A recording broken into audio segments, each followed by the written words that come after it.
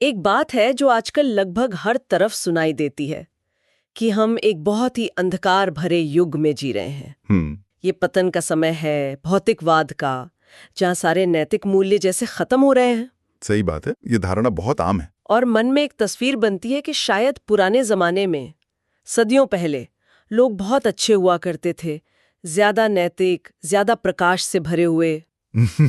ओशो इस बात को सुन के मुस्कुराते हैं। अच्छा। वो कहते हैं ये इंसानी मन का सबसे बड़ा भ्रम है, एक मीठा धोखा जो हम खुद को देते हैं। भ्रम कैसे? अब सोचिए, अगर पुराने जमाने के लोग इतने ही महान थे, इतने ही नैतिक, तो फिर बुद्ध किसको समझा रहे थे? महावीर किसके पीछे पड़े थे? राम और कृष्ण ये सारे उपदेश किसे दे रहे थे कि हिंसा मत करो, चोरी पाप है, झूठ मत बोलो? ये तो मैंने कभी इस तरह से सोचा ही नहीं। ये तो एकदम उल्टी बात हो गई। बिल्कुल। मतलब इतने सारे महान गुरुओं का होना ही इस बात का सबूत है कि समाज में उतनी ही गहरी बीमारियां थीं। हाँ, दिए की जरूरत तो वहीं पड़ती है जहां घना अंधेरा हो। बिल्कुल। दिया सूरज की रोशनी में नहीं जलाया जाता। ओशो कहते हैं, होता ये है कि हम पूरे अंधेरे युग में से बस कुछ चमकते हुए सितारों को याद रख लेते हैं, जैसे एक बुद्ध, एक महावीर, हाँ, या एक गांधी, और हम उन कुछ अपवादों की रोशनी को पूरे युग का सच मान लेते हैं। जबकि आम आदमी, साधारण इंसान तब भी वैसा ही था जैसा आज है। हजारों सालों में तकनीक बदल गई, समाज बदल गया, पर इंसान का चित्त, उसका मन वहीं का वहीं खड़ा है। तो समस्या युग की नहीं, आदमी के मन की है। ठीक है। अगर मान लें कि मन 5000 सालों से नहीं बदला, तो फिर एक और बड़ा सवाल खड़ा होता है। क्या? उसे बदलने की ये जो 5000 साल पुरानी कोशिशें हैं, ये नाकाम क्यों हो रही हैं? हमें बचपन से स्कूलों में, घरों में, हर जगह नैतिक होने की शिक्षा दी जाती है। मॉरल साइंस का पीरियड होता था, याद है? सदाचारी बनो, अच्छे बनो, फिर भी नतीजा वही है। यहीं पर ओशो उस पूरी बुनियाद पर चोट करते हैं जिस पर हमारी सभ्यता खड़ी है। अच्छा। ओशो कहते हैं, हमें सिखाया जाता है कि नैतिक बनो तो तुम धार्मिक हो जाओगे। हाँ, यही तो सिखाया जाता है। और वो कहते हैं कि ये बात उतनी ही उल्टी है जितनी ये कहना कि फूल लाओ तो जड़ें अपने आप लग जाएंगी। ये सरासर गलत है। ये तो बहुत ही चौंकाने वाली बात है। हम तो हमेशा यही सुनते आए हैं, अच्छे कर्म करो, नैतिक बनो, तभी धार्मिक कहलाओगे। वो कहते हैं सच्चाई ठीक इससे विपरीत है। मतलब? तुम धार्मिक बनो और नैतिकता तुमको खोजती हुई चली आएगी, वो तुम्हारी परछाई बन जाएगी। वाह! असल में नैतिकता उस इंसान के जीवन की सुगंध है जिसके भीतर धर्म का फूल खिला हो। हम सुगंध को पकड़ने की कोशिश कर रहे हैं। हाँ, जबकि हमें भीतर फूल खिलाने पर काम करना था। धर्म का संबंध है अंतःकरण से, भीतर की चेतना से। और नीति का संबंध? वो है आचरण, बाहरी व्यवहार। हम बाहर को बदलने में लगे हैं, जबकि असली खेल तो भीतर का है। तो फिर क्या होता है जब हम भीतर को बिना बदले सिर्फ बाहर के आचरण को बदलने की जिद करते हैं? मान लीजिए कोई कहता है, मैं आज से गुस्सा नहीं करूंगा, या मैं ब्रह्मचर्य का पालन करूंगा। इसमें क्या हर्ज है? हर्ज ही हर्ज है। ओशो कहते हैं इसका एक ही परिणाम होता है, दमन, सप्रेशन। दमन? जब आप अपनी किसी ऊर्जा को, जैसे काम या क्रोध को, सिर्फ जबरदस्ती रोकते हैं तो वो नष्ट नहीं होती। तो क्या होता है उसका? वो बस आपके अचेतन मन की अंधेरी कोठरी में छिप जाती है और वहां से आपके पूरे जीवन को नियंत्रित करना शुरू कर देती है। अच्छा। वो आपके सपनों में आएगी, आपके विचारों में घुसेगी और आपको भीतर ही भीतर खोखला कर देगी। और शायद इंसान को पता भी नहीं चलता कि उसके व्यवहार को कौन चला रहा है। इसी से जुड़ी दो भिक्षुओं की एक बड़ी प्यारी कहानी है ना? हाँ, बहुत खूबसूरत कहानी है। दो भिक्षु, एक बूढ़ा और एक जवान, एक नदी पार कर रहे थे। उन्होंने जीवन भर स्त्री को स्पर्श न करने की कसम खाई थी। और नदी के किनारे एक युवती खड़ी थी। हाँ, एक बहुत सुंदर युवती जो अकेले नदी पार करने से घबरा रही थी। तो बूढ़े भिक्षु के मन में दया तो जागी, लेकिन जैसे ही उसे सहारा देने का ख्याल आया, वो कांप गया। उसे लगा 30 साल की साधना भंग हो जाएगी। वो घबराकर आंखें बंद कर राम राम जपते हुए तेजी से नदी पार कर गया। लेकिन नदी पार करने के बाद भी मीलों तक उसके मन से वो स्त्री नहीं गई, बल्कि बंद आंखों में तो और साफ दिखने लगी होगी। बिल्कुल।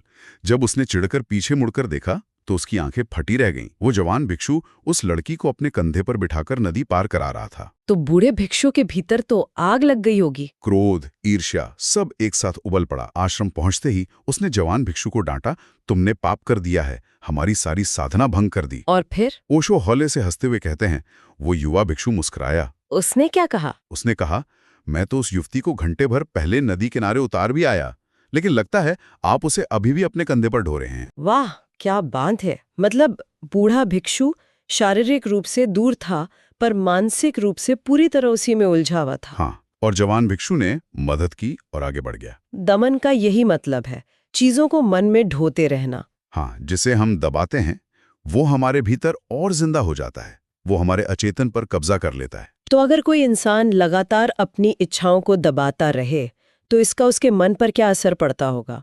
ये रास्ता उसे कहाँ ले जाता है? ओशो कहते हैं इस दमन के रास्ते पर 2 ही मंजिलें हैं और दोनों ही खतरनाक हैं। पहली क्या है? पहली मंजिल है पाखंड, हिपोक्रेसी। इंसान बाहर से तो महात्मा बना रहता है, लेकिन भीतर ही भीतर अपनी दबी हुई इच्छाओं को पूरा करने के लिए चोर दरवाजे खोजता है। चोर दरवाजे, जैसे वो पादरी वाली कहानी जो शेक्सपियर का नाटक देखना चाहता था? हाँ, वही।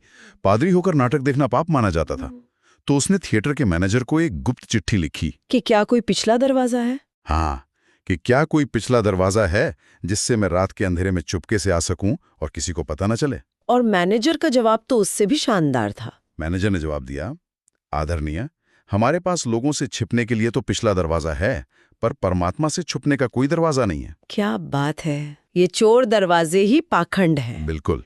और अगर कोई इंसान जिद्दी हो, ईमानदार हो और पाखंडी न बनना चाहे तो उसके लिए दूसरी मंजिल है, और वो है पागलपन। पागलपन। भीतर का संघर्ष, अपनी ही ऊर्जा से लड़ाई इतनी बढ़ जाती है कि एक दिन इंसान का पूरा तंत्र टूट जाता है, विक्षिप्त हो जाता है। ये तो बहुत गंभीर बात है। ओशो एक बहुत हैरान करने वाली बात की तरफ इशारा करते हैं। वो कहते हैं जैसे जैसे दुनिया सभ्य हुई है वैसे वैसे पागलों और मानसिक रोगियों की संख्या बढ़ी है। ओके। अमेरिका, जो दुनिया का सबसे सभ्य और नैतिक दिखने वाला मुल्क है, वहीं मानसिक रोगी भी सबसे ज्यादा हैं। क्योंकि वहां दमन सबसे ज्यादा है। हाँ, क्योंकि सभ्यता दमन सिखाती है और दमन भीतर एक अंतहीन युद्ध बाड़ा करता है। ठीक है, तो दमन गलत तरीका है, ये समझ आ गया। लेकिन फिर सही तरीका क्या है? अगर क्रोध, लोभ, काम ये सब बुरी चीजें हैं तो इनसे लड़ा ना जाए तो क्या किया जाए? यहीं ओशो एक और खूबसूरत रूपक का इस्तेमाल करते हैं। वो कहते हैं क्रोध, लोभ, बेईमानी ये सब असल में बीमारियां हैं ही नहीं। बीमारी नहीं है? हाँ। तो फिर क्या है? ये तो सिर्फ लक्षण है। ठीक वैसे जैसे शरीर में उठा हुआ बुखार। ये बहुत दिलचस्प बात है। मतलब बुखार अपने आप में कोई बीमारी नहीं है? नहीं, ओशो कहते हैं बुखार तो सिर्फ इस बात की खबर है, एक सूचना है कि शरीर के भीतर कहीं कोई असली बीमारी छिपी हुई है। सही बात है। कोई समझदार डॉक्टर बुखार से नहीं लड़ता, वो उस असली बीमारी को खोजता है जिससे ये बुखार पैदा हुआ है। और नैतिक शिक्षा? नैतिक शिक्षा बस यही करती है, बुखार पर ठंडी पट्टियां रखती है। क्रोध मत करो, लोभ मत करो। वो लक्षणों से लड़ती है और इसीलिए हजारों साल से हार रही है। तो फिर वो असली बीमारी, वो असली इन्फेक्शन क्या है? आत्मा अज्ञान, सेल्फ इग्नोरेंस, अपने आप से अपरिचित होना, यही एकमात्र बीमारी है। और इलाज? उसका एकमात्र इलाज है आत्मज्ञान, जो धर्म का असली मार्ग है। जैसे ही भीतर ज्ञान का एक छोटा सा दिया जलता है, क्रोध और घृणा जैसे अंधेरे अपने आप भाग जाते हैं। उन्हें धक्के देकर बाहर नहीं निकालना पड़ता? नहीं, दिए के जलते ही अंधेरा बचता ही नहीं। बुद्ध के जीवन में ऐसा ही कुछ हुआ था ना, जब एक गांव के लोगों ने उन्हें बहुत गालियां दी थीं। हाँ, पूरा गांव उन्हें घेर कर अपमानजनक बातें कह रहा था। बुद्ध शांति से आंखें बंद किए सुनते रहे। और जब वो लोग थक गए? जब लोग गालियां दे देकर थक गए तो बुद्ध ने आंखें खोली और कहा, भाइयों, अगर आपकी बात पूरी हो गई हो तो मैं अब चलूं, मुझे अगले गांव पहुंचना है। वो लोग तो चौंक गए होंगे। चौंक गए। उन्होंने कहा, हम तुम्हें गालियां दे रहे थे, तुम्हें सुनाई नहीं दिया? उनका क्या जवाब था? बुद्ध मुस्कुराए। उन्होंने कहा, तुमने आने में 10 साल की देर कर दी। अगर 10 साल पहले आते तो मैं तुमसे 2 गुनी गालियां देता, पर अब मैं तुम्हारी ये भेंट लेने में असमर्थ हूं। वाह! जिसकी आंख खुल गई है, जो आत्मज्ञान से भर गया है, वो गाली ले ही नहीं सकता, उसके भीतर जगह ही नहीं है। लेकिन फिर भी एक सवाल मन में आता है, अगर हम क्रोध या काम जैसी शक्तिशाली ऊर्जाओं को दबाएं नहीं तो क्या करें? उन्हें खुला छोड़ दें? तब तो समाज में अराजकता फैल जाएगी। बहुत जरूरी सवाल है ये, और इसका जवाब है ओशो के दर्शन का सार।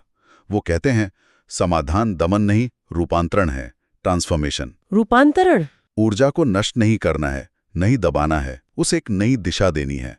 वो खाद का बहुत सुंदर उदाहरण देते हैं। हाँ, कि अगर घर के बाहर खाद का ढेर लगा हो तो वो दुर्गंध देगा, बीमारियां फैलाएगा। बिल्कुल, लेकिन अगर कोई माली उसी खाद के ढेर को उठाकर अपने बगीचे में पौधों की जड़ों में डाल दे तो क्या होगा? तो वही ऊर्जा सुंदर फूलों में बदल जाएगी। हाँ, वही ऊर्जा जो कल तक दुर्गंध दे रही थी, वही अब सुंदर सुगंधित गुलाब के फूलों में खिल उठेगी।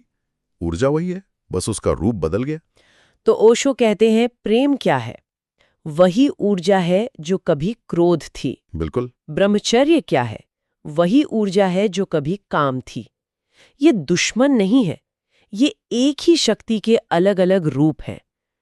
इसका मतलब अगर किसी के भीतर बहुत क्रोध है या बहुत कामुकता है, तो उसे आत्मग्लानि या अपराधबोध महसूस करने की जरूरत नहीं है। बिल्कुल नहीं।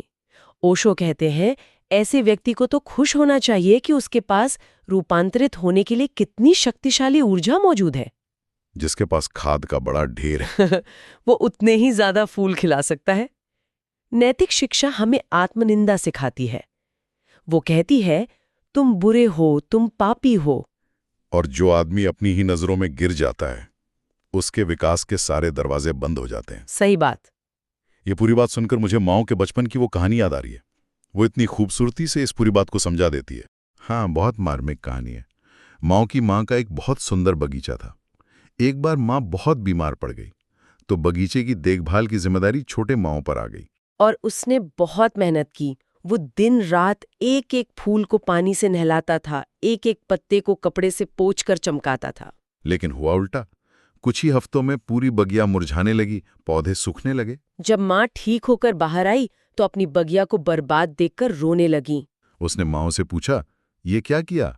माओ ने बड़े भोलेपन से कहा, मैंने तो फूलों और पत्तों की बहुत सेवा की। तब माँ हंसी और उसने वो बात कही जो हम सब पर लागू होती है। उसने कहा, पागल, जीवन फूलों में और पत्तों में नहीं होता। जीवन तो जड़ों में होता है, जो जमीन के नीचे छिपी हैं। तो ऊपर ऊपर फूलों को नहलाता रहा और नीचे जड़ें प्यासी मर गईं। और यही हमारे जीवन का, हमारी पूरी सभ्यता का सत्य है। नैतिकता बहुत सुंदर फूल है। सत्य बोलना, प्रेम करना, करुणा दिखाना। लेकिन इन फूलों की जड़ें आत्मा में होती हैं, चेतना में होती हैं, और वही धर्म है। हम हजारों साल से बस फूलों को संवारने में, पत्तों पर पानी छिड़कने में लगे हैं, और जड़ों को पूरी तरह भूल गए हैं। इसीलिए हमारी नैतिकता प्लास्टिक के फूलों जैसी हो गई है, ऊपर से चिपका दी गई है। हाँ, दिखती सुंदर है, पर उसमें ना तो जीवन है, ना सुगंध, न कोई सच्चाई। हम बस अच्छे दिखने की कोशिश कर रहे हैं, अच्छे होने की नहीं। तो इस पूरी चर्चा का सार यही है कि निषेधात्मक नीति, ये मत करो वो मत करो, सिर्फ बेकार ही नहीं बल्कि जहरीली है। ये विद्रोह पैदा करती है। बिल्कुल। मनोविज्ञानी फ्रॉइड का एक छोटा सा किस्सा है। वो अपने परिवार के साथ एक बड़े पार्क में घूमने गए। उनकी पत्नी ने अपने छोटे बच्चे से कहा, कुछ भी करना, लेकिन पार्क के बीच में जो फव्वारा है उसकी तरफ बिल्कुल मत जाना। और शर्तिया बच्चा वहीं मिला होगा। शाम को जब घर लौटने का समय हुआ तो बच्चा गायब था। फ्रॉइड ने अपनी पत्नी से पूछा, तुमने उसे कहीं जाने से मना तो नहीं किया था? पत्नी ने कहा, हाँ, फव्वारे पे जाने से मना किया था। फ्रॉइड ने कहा, तो चलो पहले वहीं चलकर देखते हैं।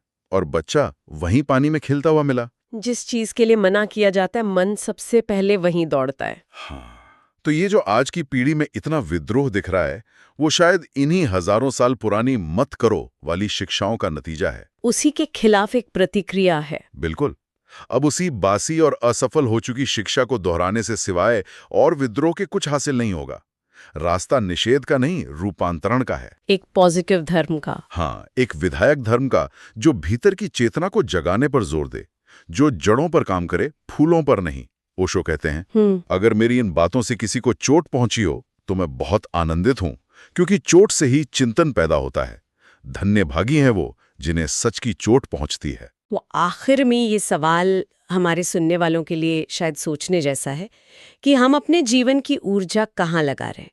बाहर के प्लास्टिक के फूलों को सजाने में, या भीतर की उन जड़ों को सींचने में जहाँ से असली फूलों के खिलने की संभावना है?